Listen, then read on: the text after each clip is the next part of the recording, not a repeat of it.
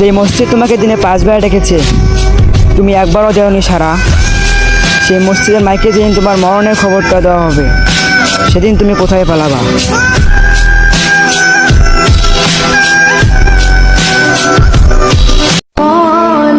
এই পৃথিবীতে সবচেয়ে সুন্দর মুহূর্তটা হলো তুমি আল্লাহর কাছে কিছু চেয়েছো আর তুমি সেটা পেয়ে গেছো।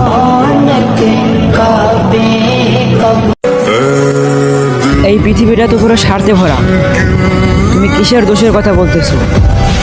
আরে মানুষ তো জানাজার নামাজ পড়তে আসে সওয়াবের আশাতে।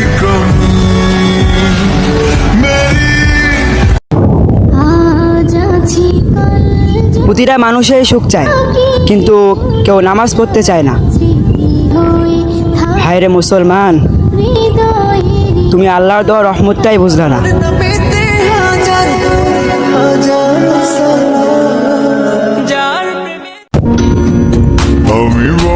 মাটি পুড়িয়ে ইট হয়, কিন্তু ইট পুড়িয়ে মাটি হয় না। ঠিক তেমনই যদি কারো মন করা যায় তারা ভালো জিনিস কাজ করে না। বন্ধু আমার আসমানের চাঁদ ধরা দেবে না।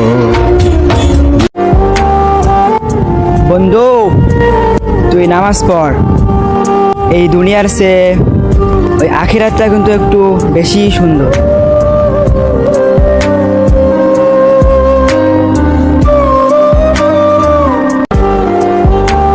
ভালোবেসেছো আবার মনও চাও, বিষ খেয়েছো আবার বাঁচতেও চাও।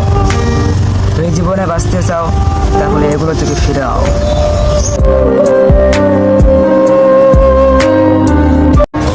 অন্ধকার ফুরিয়ে গেলে তো মানে চাঁদকেও, আর তুমি ভাবছো কাউরে সাহায্য করে সে তোমার মনে রাখবে।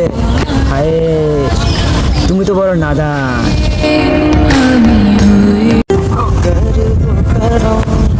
কবর আমাদের শেষ ঠিকানা, কবরের জন্য কি আমরা কিছু করতেছি? একটা কিন্তু প্রবাদ আছে, কারো বাড়ি যেতে হলে খালি হাতে যেতে।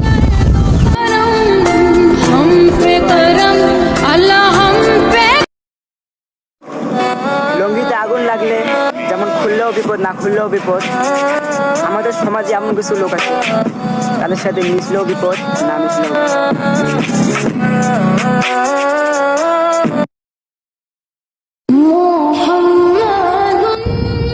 শৈশব শেষ করিলা, কৈশোর শেষ করিলা, যৌবনও হচ্ছে শেষ, এখনো কি তোমার মানতে ইচ্ছে করে না ওই মাওলার দেওয়া?